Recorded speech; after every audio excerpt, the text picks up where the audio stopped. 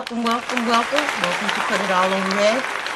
I'm excited. I have a wonderful show waiting for you. I believe you're going to have a good time with us tonight. I have two wonderful guests from Sassy Publishing, Sassy Sisters Publishing, as a matter of fact. So I'm going to let them go ahead and introduce themselves. But before I do want to say I'm hoping that you're following me on all social platforms. Um, I got some surprises for you this year. So start following me for those surprises to come. But I'm going to go ahead and hand it over to my guests so they can introduce themselves. Which one of you guys want to start? Afreesha. Yes. Well, hello, Roberta. Thank you for having us. Afreesha Gardner, and I am the co-owner and founder of Sassy Scholars Publishing here live from Houston, Texas. All right. And I'm Eugenia Jenkins, or Gina. And I'm also co-owner, co-founder of Sassy Scholars with my sister, cousin, friend Afreesha. And I'm live in Lafayette, Louisiana. All right. All right. Well, welcome, ladies. Welcome to Put It All on Red. I believe you guys joined me on Taboo Chronicles the last time. Yes. So I'm glad that you joined me tonight here on Put It All on Red podcast. And I want to apologize because I did say Sassy Sisters. I got that from the sister cousin talk, but it's Sassy Scholars Publishing. And I'm so excited to have you guys. So before we get started, let's get grounded in the show. What is your emotion tonight from 1 to 10? How would you gauge it? Oh, definitely a 10. 10. I'm so excited. Just so many good things that are happening, that are getting ready to happen. So definitely on 10. Okay. The same? Okay. Okay. All right. All right. Exciting year for us. So Yeah. Okay. All right. So I am actually on an 8, but it could go up higher actually as the night go by. But I had just got off the off another podcast, an education podcast with another young lady from our beautiful town, Chickasha, Oklahoma, Dr. Oh, Tia Murray. And yes, and I was her guest tonight, and I was like, all of this Chickasha love here. So I'm excited about that. It's always good to connect with my Chickasha people. yeah. And of course, we're open. Gina, are you from Chickasha too? no. I lived in Okay. Lawton, Fort Sill, but my mom had gone back and forth working with Afreesha's family in Chickasha. So, I know about Chickasha. Okay. Okay. So you're by what would we say? You're by the no. So Yes. okay, so Yes. we still accept you. We're open to you. We're Well, open thank to you. the yeah, we still you still could be our cousin or our sister. Oh, We're yeah. okay with that. Okay, Yeah. that's good for It's- me. As long as I'm Okay. invited to the cookouts. Look. Definitely, definitely. We're gonna invite you to everything. You don't even have to worry about it. You already in there. Mhm. Well, ladies, I know that you guys have grown. It's been about a year. Yeah. Before we talk about that, let's just talk about what is going on in our media. I seen just a week ago that reminded me of this show where they were mandating that artwork goes back into a museum. The federal, they did a federal ruling. Have you guys followed that? Actually, no. Honestly, no. Okay. Oh, no. Okay. Well, they did a purging of media or presentation in the what did I name, in the different museums. So Right. they I took have they heard that. took history of Right. African Americans or blacks or Mhm. any part of whatever you want to say of people of color out of it. And Mhm. so they did a ruling, and they were like, no, that artwork needs to go back up. It's part of history. So what they argued about is the argument is that they're saying the reason why they don't want like Maya Angelou in the libraries, they don't want these paintings in our museums here in America, is because they don't want a negative people to look at people negative. They don't want that. So they want it all to be positive, you know. So what do you guys think about that?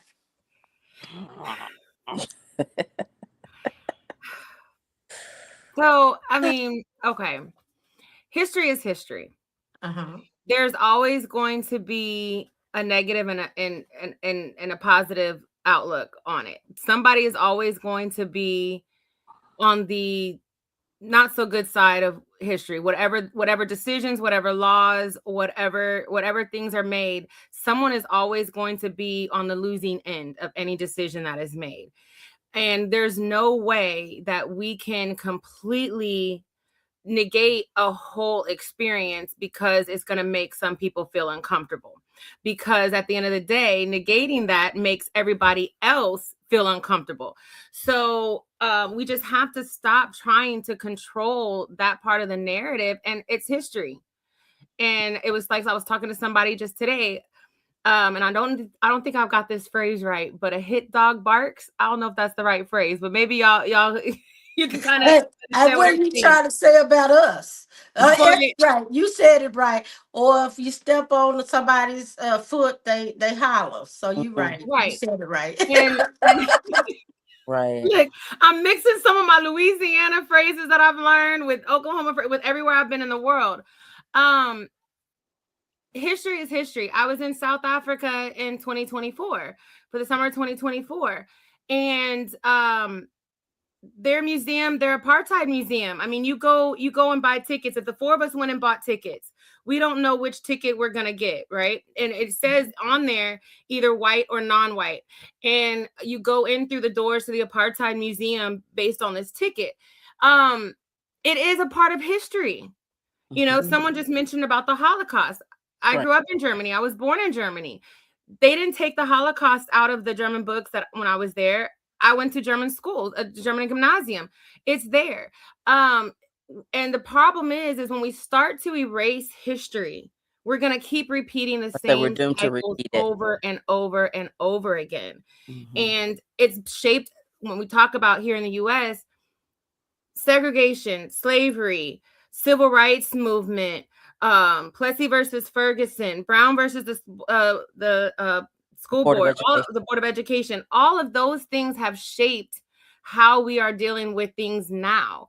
From integration to schools, these are all things that have affected us. So how can you take aspects of art and media and literature and take that out when that was a defining moment for our people? Are we taking the same books out from other races? Yeah. Yeah, I agree. I mean, it goes well with what we're talking about tonight. So that's why I wanted to kind of open the floor with it, because it is a lot of history being made right now as our world is turning here in America. A lot of the things have changed. A lot of the media has changed. You know, even the changing. Actually, honestly, you know, AI started off one way, and now they've re-geared it They to have, even yes. to even take out certain things out of it, Mhm. right?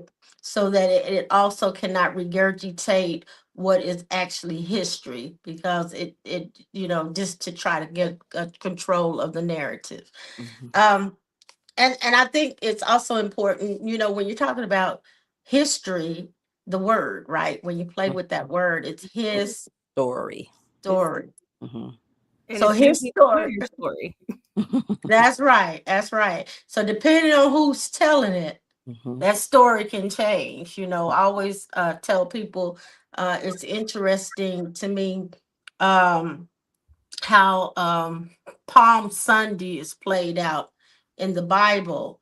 There's there's three aspects of it from different people, and it's all it's all accurate because it's their perception, Mm-hmm. but it's just told a different way. Right. So, that's how history is. It's accurate from that person that's telling it, but it's depending on who sees it and how they see it, it's told it can be told a different way. Mm-hmm. Um I think that's the main thing when we think about that, and we think about how history is playing out. Something that I love, and I may have mentioned it before, I love Ida B. Wells. She is like, my hero or shero. She's always been like my girl. And when you talk about her, you're talking about, putting ink to paper and making historical change. Mm-hmm. So that's how effective it is.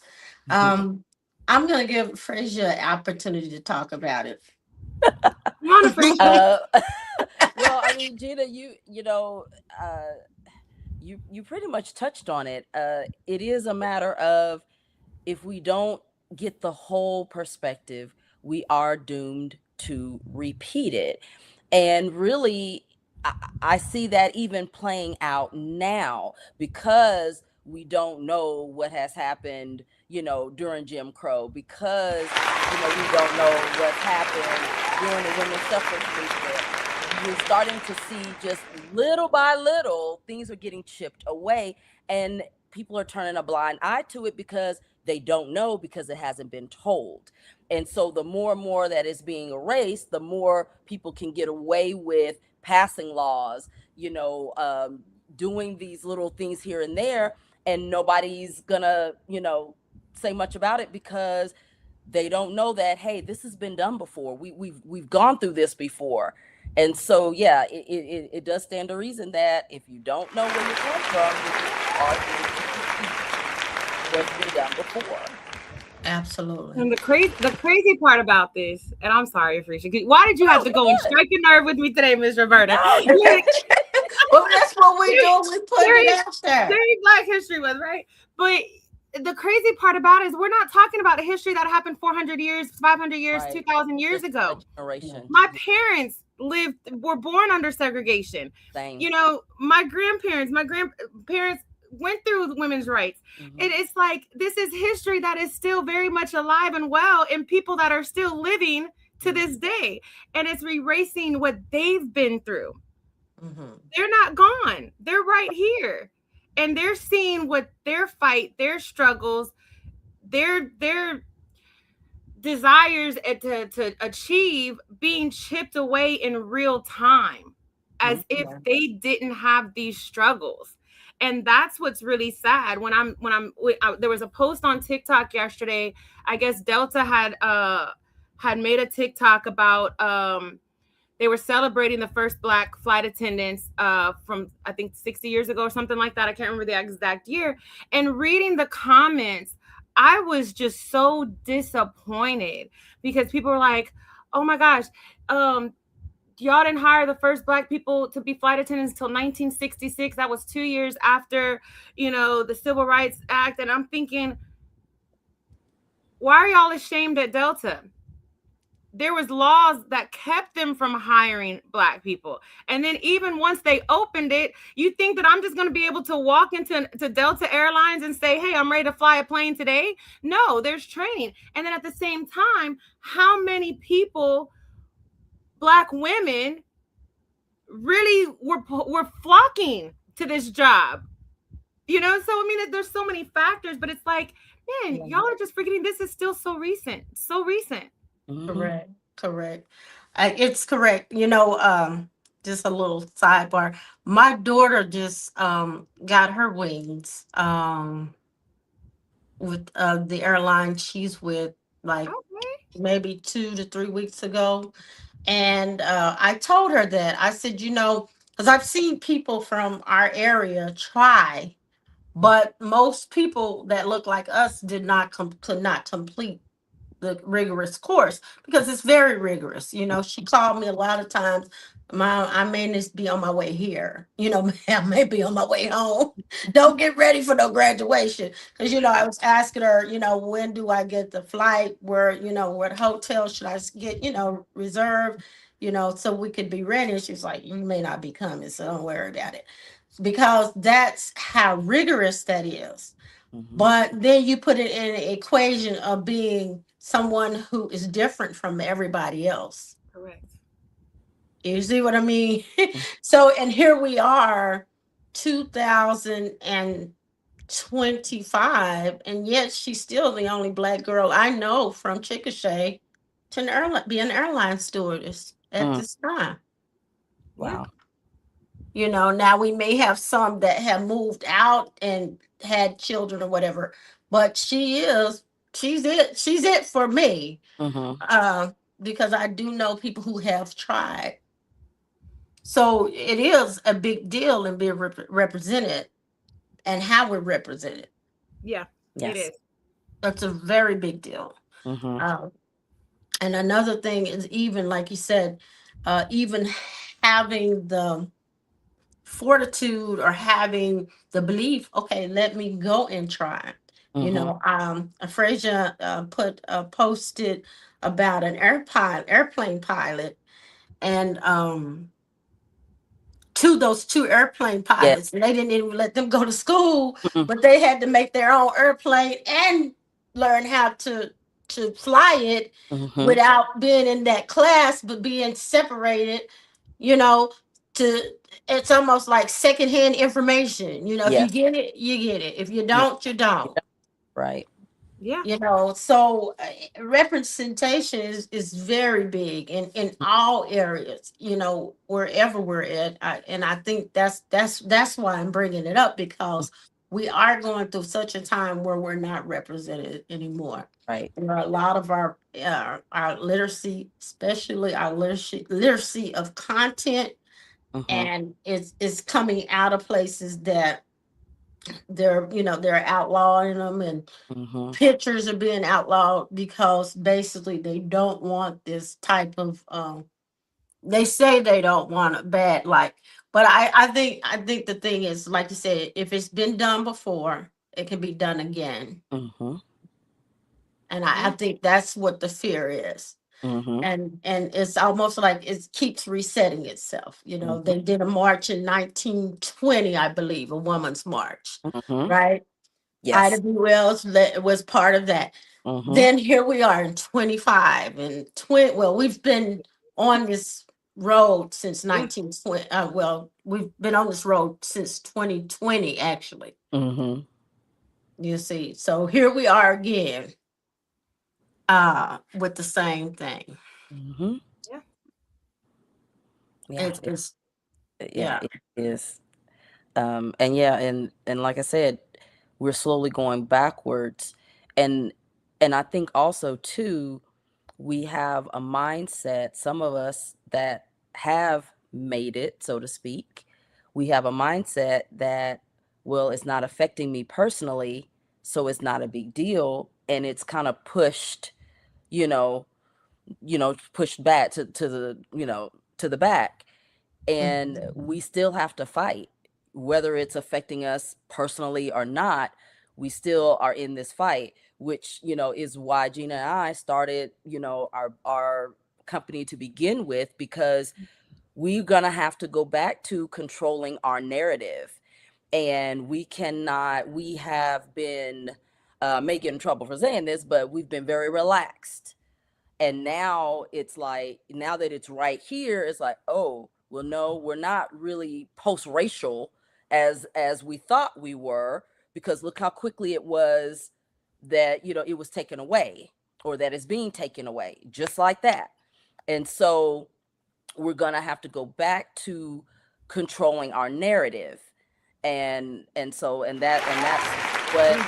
I wanted to do, from the jump, was put content out there that nobody is saying, well, no, we don't like how this character speaks, or no, we don't, we don't like the name for this character, or we don't know. We wanted to have control over Right. what we, our characters, their perspective, everything, from top to bottom, even who we take on as clients. We wanted to have that sole control, and also to give people who normally wouldn't get or have a voice, to give them that voice so that they can share their narrative, their perception as well, their perspective.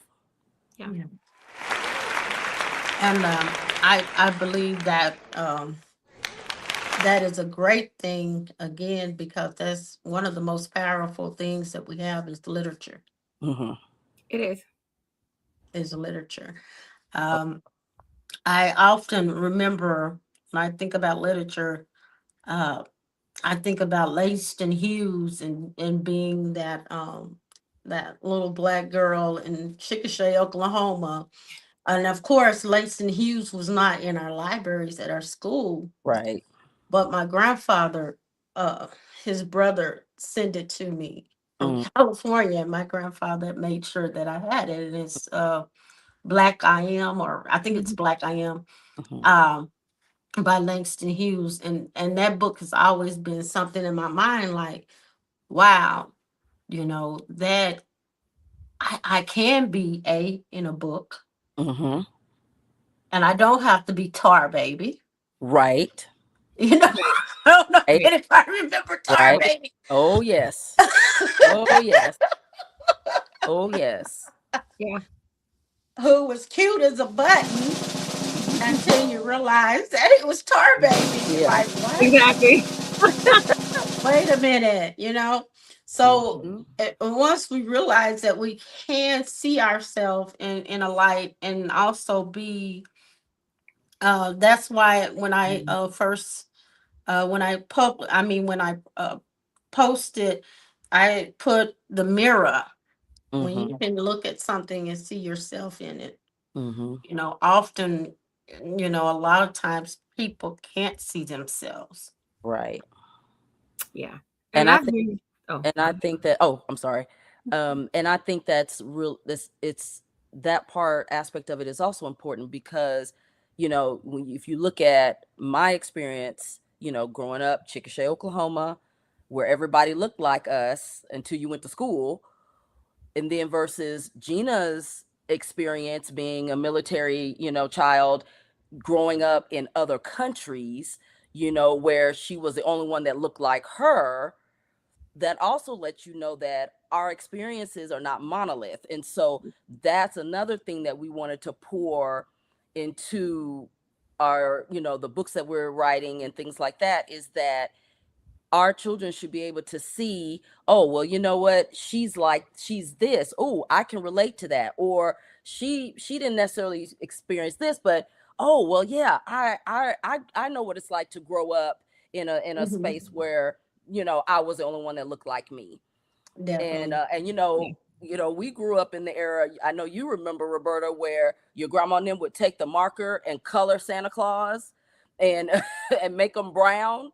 I don't know if y'all did that, but I know my grandma and them did that. They would, everything, they colored in, because for them that it was important.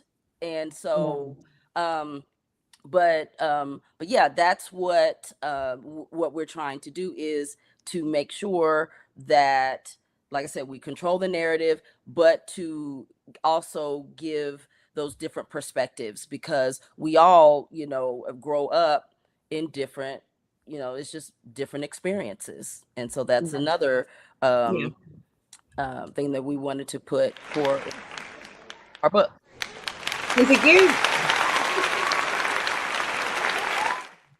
And to give some kind of some statistical data.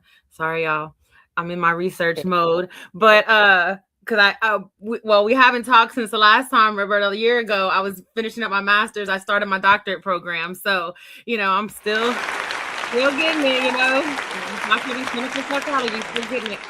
But what was really important for us is, right now in children's books, Black representation is very low.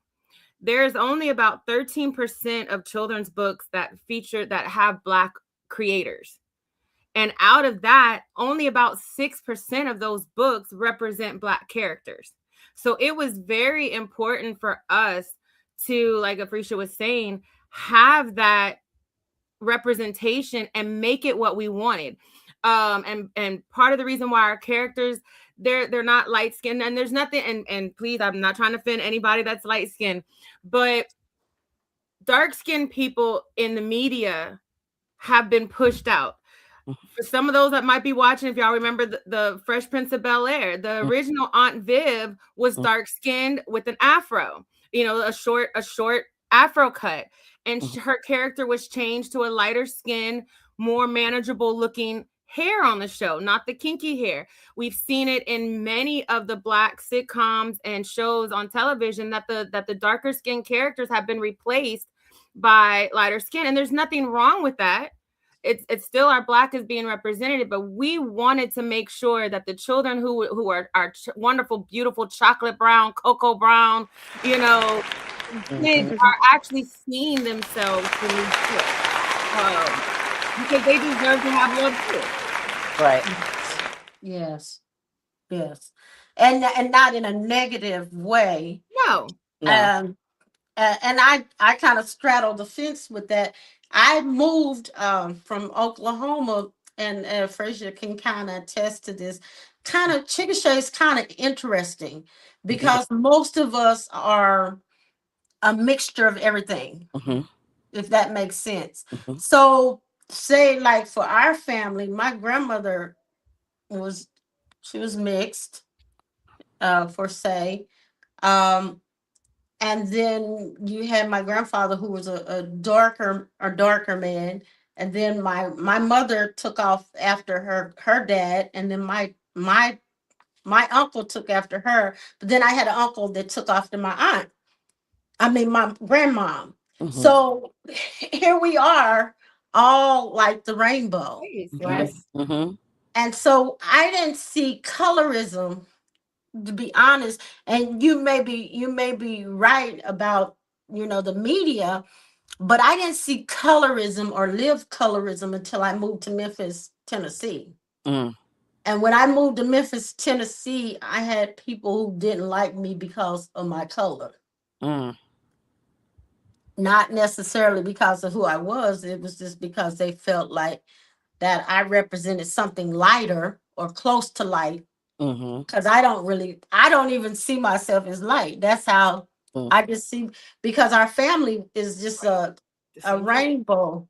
So we didn't see, I didn't see that until actually I moved to Memphis. And when I moved to Memphis, that's when I first seen and experienced colorism. And I had a boss. She had diabetes, and she had fell out, and I taught her. And when she came to and seeing that I caught her, mind you, I tried to protect her from bumping her head. She told me to get my hands off of her because she didn't like me because of my color.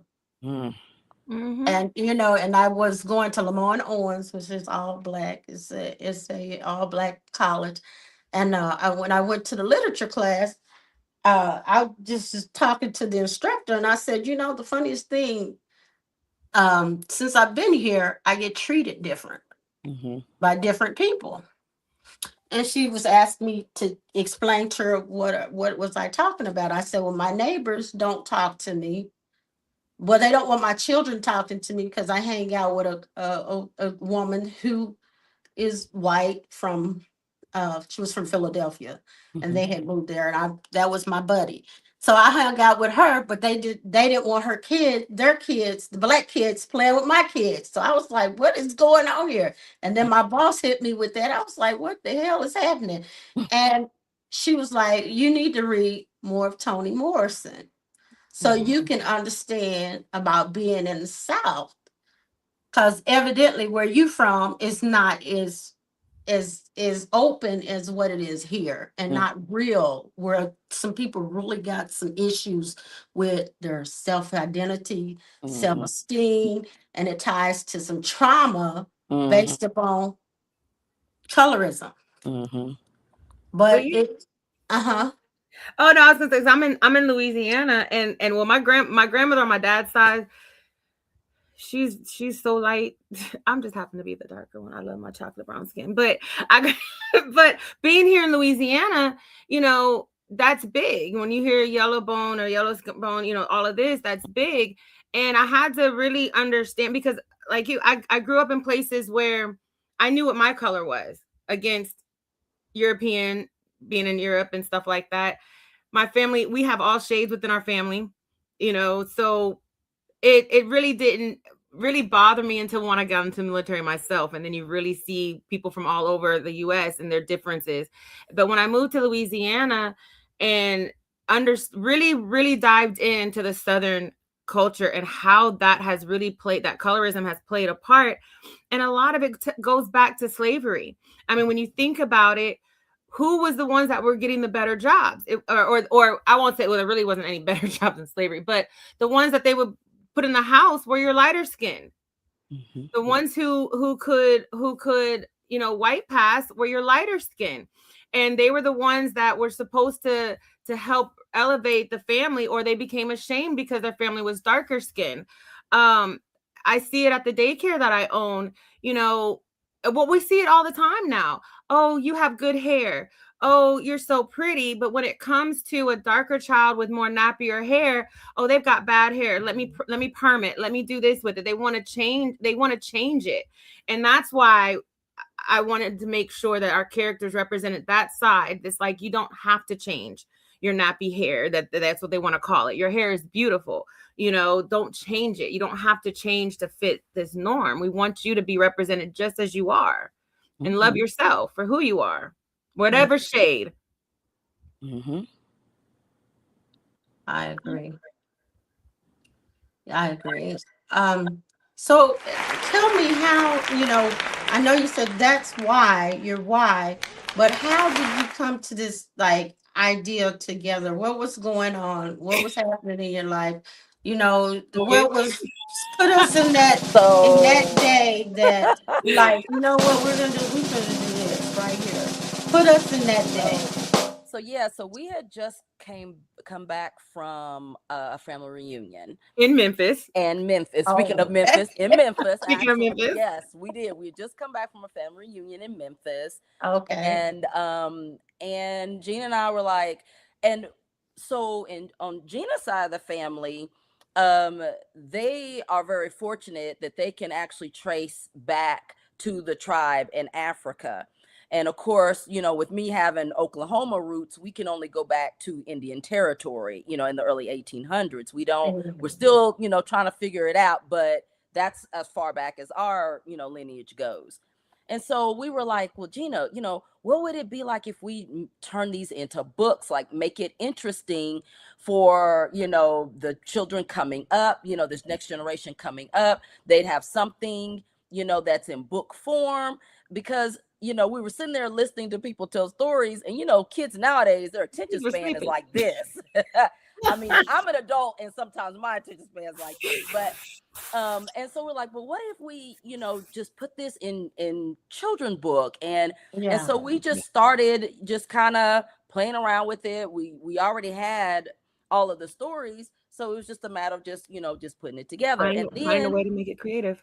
Right. And then, of course, I always have to give honor to God that it just turned into, hey, we're going to turn this into Maggie and Mott, which Gina can explain that further about the significance of Maggie and Mott. Hey, let's turn this into time travel. So it just went from one thing to another, to, hey, let's have our own company. We can do this, And so God gave us the vision.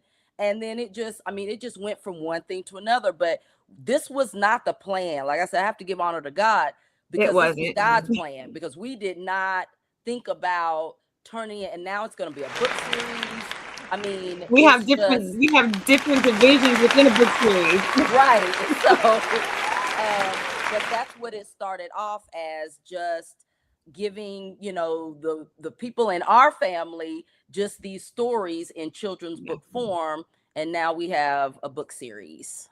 And so Maggie and Mott, so to kind of give that story, because those names do mean something, and especially the first two books when our characters go back in time and meet their namesakes. So Maggie is my grandfather's sister, Margaret, my Aunt Margaret. She's a living person, wonderful person, but Maggie was named after her.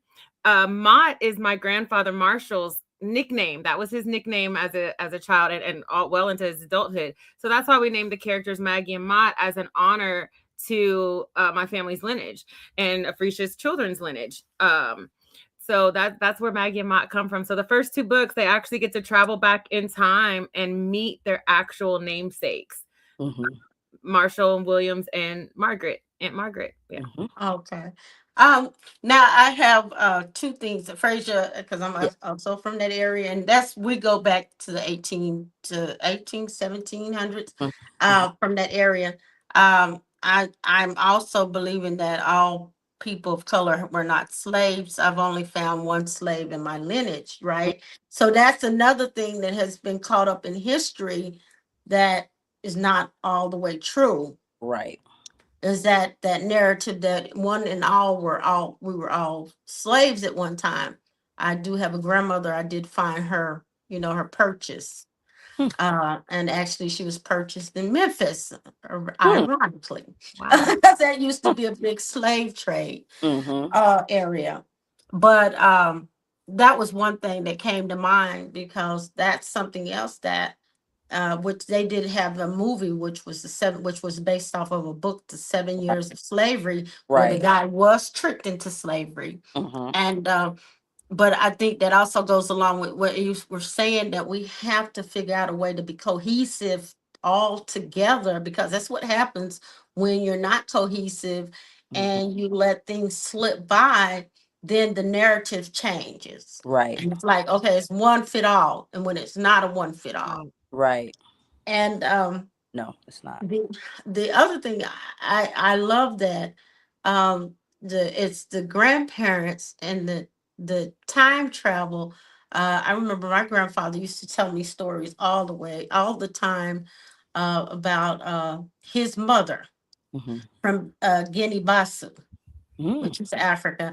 And I could never understand what he was saying, because I couldn't comprehend it, because he would tell me how she had short hair. She was a short statued woman, and how she would be outside cooking over a pot.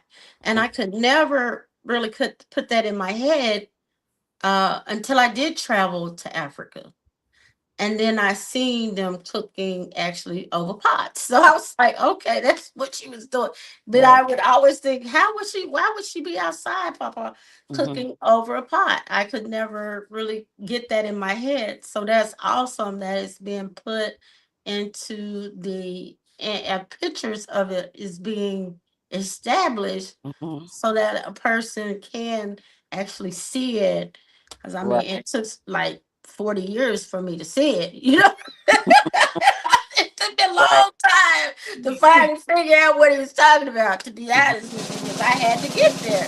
Yeah. But so for you to be able to figure that out. And another thing, going back into the history part, is the feeling that you get when you figure out your history. Right. Yeah.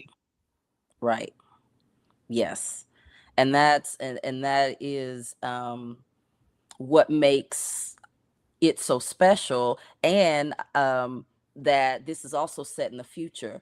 So we're looking at legacy in the future, and they're going back in the past. So that was the other thing. So Gina and I are two people that think outside of the box on everything, and we thought outside of the box. Yeah, I think it's what their great grandparents great going back. Like, so they're not even, these kids aren't even born yet for us. Okay. So we had to really envision what the future would look like, and set even that whole representation of what would a Black family look like in the future. Right. And so, yeah, it's been a lot of creativity in that, and just and fun. We had fun. We had fun. And I love sci-fi. My mom had me reading Octavia Butler when I was a kid. So Octavia Butler's books were just, yeah. So I love it. It's amazing. But yeah. And what is this new book I've seen that you guys are working on? So yes, so that is the book that is getting ready to come out. It has been published.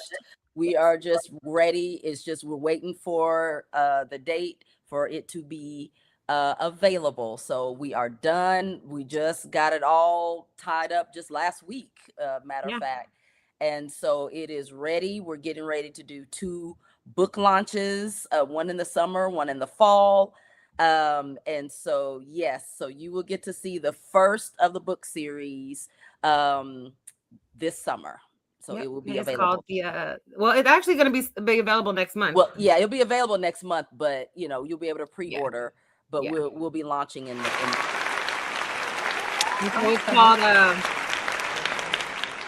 It's called the Marvelous Adventures of Maggie and Mott, the first adventure. So this is their first adventure when they discover that they can time travel. Yes. Oh, okay. Yes. Okay, so they're going back in time. They're going back in time to meet the namesake grandfather. Martha Williams, their great grandfather, I think. Yeah. Okay. Okay. Wow. That's neat. That is neat. Yeah. That is neat. Now, doing this history, was there any emotions, up and downs, or what was going on with your thoughts and your emotions? I'll say. Well, go ahead. Well, I know for me because it's my grandfather that this Right. this book is talking about. So, which my grandfather passed when I was 12, but I was very close with him. So, really kind of getting my mom, because it's her dad, being able to dive into more of what he did, and because I was still young, considerably young when he passed, but knowing that he was a meteorologist in the military. You know, this is a Black man who was in the military early. You know, in the I don't even know what year he went in. I have to look that up, but it was like really being able to dive into who my grandfather was. Because by the time I came along, he was retired. So, I didn't get to really know what it was like for him being a Black meteorologist at that time frame, during that time frame, and just kind of diving into that part of his life. Yeah. And then we throw in history about the first meteorologist that went through. So MIT at that time were selecting actually Black people to go in through their program. So we do throw in other history. So that's another thing that you'll see in our books is we throw in unknown. We try to find little known factual information to tie in with it. So you'll see mention of that in the book as well. We're going to be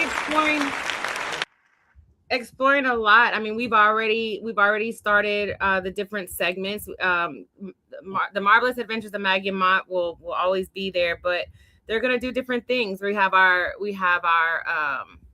athletic series. Where they dive into sports, and we get to see different Black athletes through them going back in time to some change makers in sports in our history. I'm working on the global series because I have been, all over the world. So I'm working on the global series. And so those books, my first one is coming out of South Africa. So it'll actually be translated into the Zulu language and some of the other languages because I have been learning Zulu. But so we're really trying to take it global. We're doing more than just small scale. We want the whole diaspora to be represented at some point in some way. And even doing because I'm also working on 2 other books, well actually more than 2, but one about being eco-friendly. What would a futuristic eco-friendly community look like from the eyes of a child? And then I think so this other book that I'm starting kind of dabbling in just a little bit, just throwing some ideas around, is based on what my son had said to me a couple of months ago. He said, "Mom, I want to be able to build a community for homeless people." And so this story will be talking about helping out your community, and it's going to be based on him wanting to build this playground. He said specifically, I want to build a playground, for homeless people, for homeless children. And so it'll so we'll dabble into that a little bit. But yeah, it's just, we're going to have different themes that'll be going in, and it'll all tie into, time travel in some form or fashion. And it sounds like some empathy, Yes. Yeah. growth. Yes. So also teaching some connections. Yeah. Yeah. I see someone else say that's awesome knowing where you're from. And it is. It absolutely is. I know if it was not for Lamone Owens University in Memphis, I really would have not graduated, and I really would have had not had an urge to or desire to continue academically. Just going, there and knowing my history, learning my history academically, and then also taking part of the Black Caucus there. All of those things just blew my mind, and I was like, okay, I found my place here. I love this. So that is a fire starter when you can see yourself presented in different places, and not the same places that you're used to seeing people. Um, because unfortunately, um, as Frazier had mentioned, we were part of when our Black teachers had to leave Yes.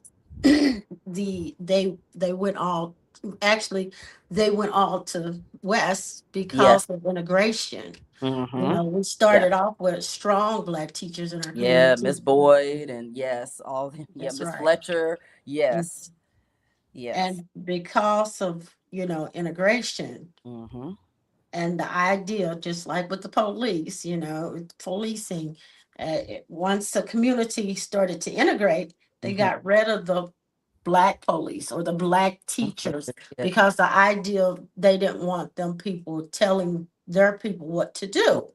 Right. So once we came along, all of our teachers had fled our state Mm-hmm. and went west. So Mm-hmm. we didn't get that experience. So basically, we came out of a public school, maybe two or three. We had the Hilburns, Oh yeah. which were saving grace. Yes. Um, Mm-hmm. and then we had maybe a couple coaches, Mm. but that was our limit, out of all 12 school years. So Right. that's a long time. Yes. That's a long time not to see you.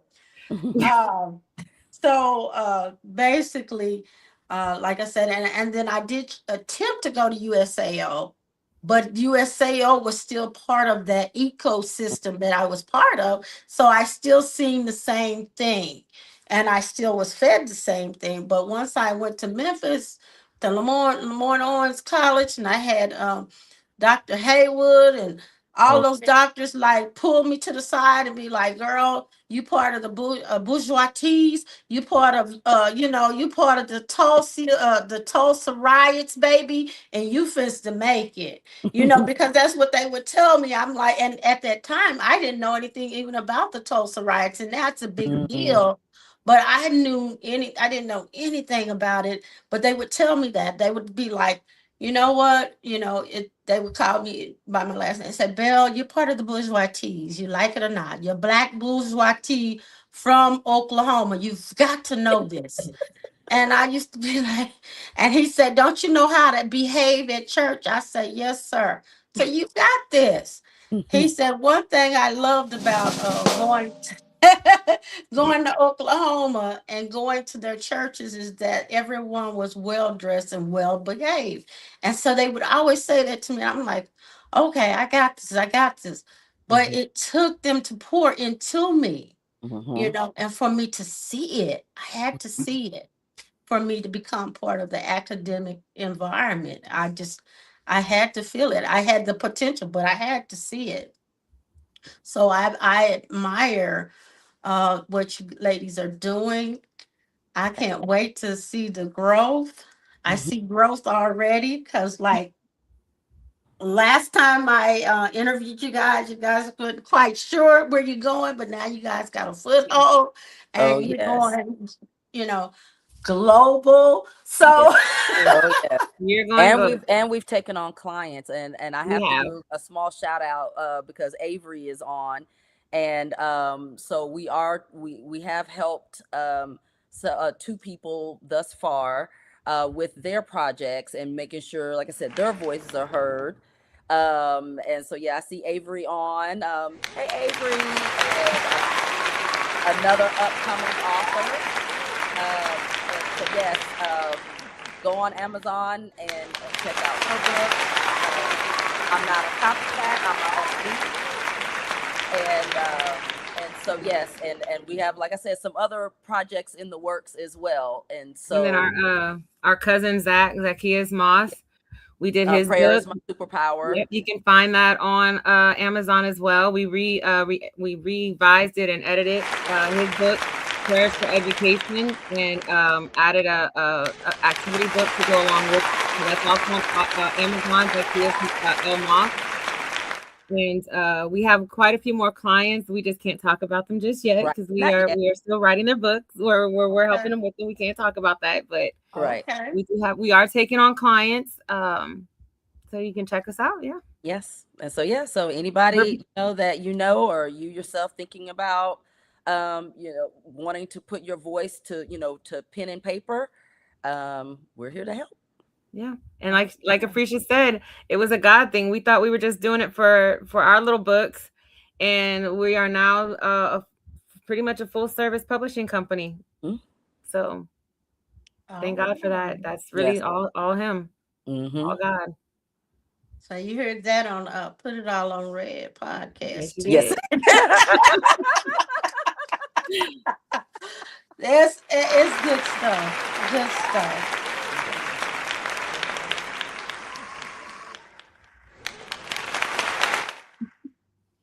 One thing that you would leave for the audience before we get off tonight.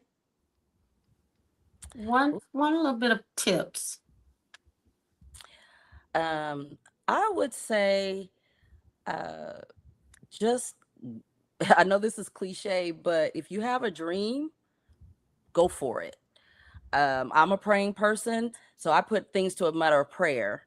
And when God gives you the go ahead, the green light, go.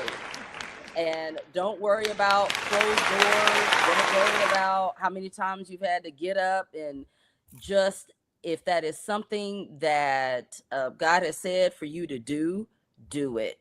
Because I'm telling you, I have done things that I didn't think I was capable of doing. And, I was a school teacher. I was a classroom teacher. And I never thought in a trillion years that this is what I would be doing now, is having not only being an author, a published author, but having, owning my own company. I thought I would follow in the footsteps of my parents. I had two educators as parents, and retire, go to the classroom, become a principal, retire. And God led me in this direction, and I'm seeing just everything that is happening, that has been manifesting, and it's just been amazing. And so you just never know. And then my other thing is, don't be afraid to think outside the box. I'm sorry, but I was supposed to give one, Afrisha. No, I'm just You give the ball away. put them all away. No, but no, okay. no. But don't be afraid to do things outside the box. And really, Afrisha and I are kind of like twins in a way. We pretty much finished. Our minds we think alike. But with the dreams, is don't ever believe that you're too old for anything. Right. I'm 46. I just turned 46 in December. I have no problem telling my age. But I finished my bachelor's degree at 44. Wow. Finished my master's at 45. I'm working on my doctorate at 46. I have 3 businesses, including this one. I thought I was going to be an educator. Well, no, I didn't, because I ran from that. But I know, it was one of those things that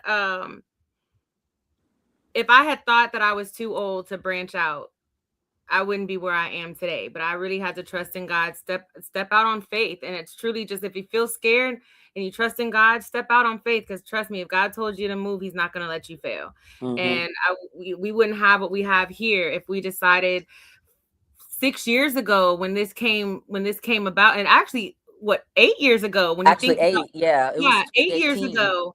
This has been in the works for 8 years. It took us 8 years to get the first book published. But if at any point we had decided we were going to quit because it was too hard, we would not be able to celebrate this moment, nor will we be able to be a full service publishing company. So we do it. Go for it.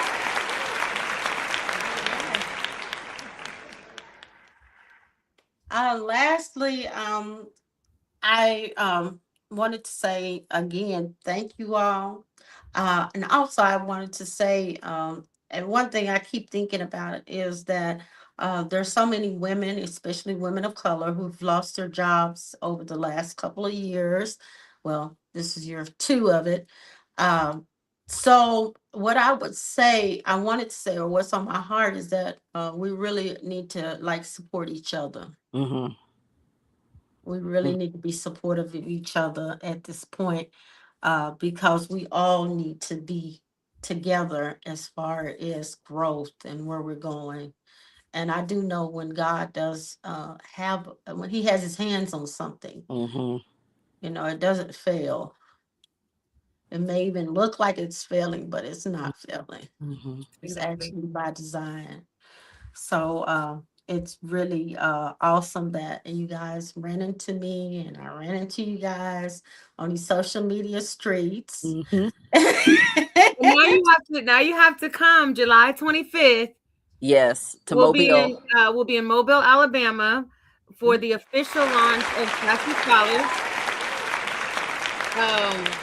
And the first book signing for Maggie and Mott's first adventure will be on July 25th. My grandfather's from Alabama. July 25th was his birthday. So that's why it's in Mobile. So you have to come, put us on your, come out there. Okay. Your podcast out there. Come see us. Look, I don't think, well, I rode through there, and you've talked about a place that has not changed throughout the year. I've been honest, but I've never just hung out there. So come out there. They've done a lot of stuff. The Clotilda's out there. They've really done a lot with Africa Town. They're really celebrating the African roots and even the good, the bad, and the ugly of the slave trade there in Alabama. They're shedding that light there in Mobile. So you would have a lot to put on your podcast. Just hint. I have to come in. I'll have to put it on my calendar. You guys gotta remind me to do that. Yes. I'll send you the information. Yes. Okay. All right. Well, thank you, ladies. I'm loving it. I'm loving the history. I'm loving all of it. And as time goes by, I'm excited to see where this goes. Well, thank you for having us again. Yes. Truly, we're thankful for you to invite us again. Yes. Look forward to the next time. Yep. Yes, ma'am. All right. Thank you, audience, for joining us tonight, and for being a part of this discussion, this media presentations, being part of our discussion tonight is very important. If you have a child, know that child needs to see what looks like that child needs to see what looks like him or her in a good light. They need to see that because they need to be able to mirror that. It's very important. And books are the first teachers besides your parents, to be honest with you. Yes. They take you everywhere. So it's a lot of power. Yes. Other than that, thank you all. Love you all. And good night. Don't forget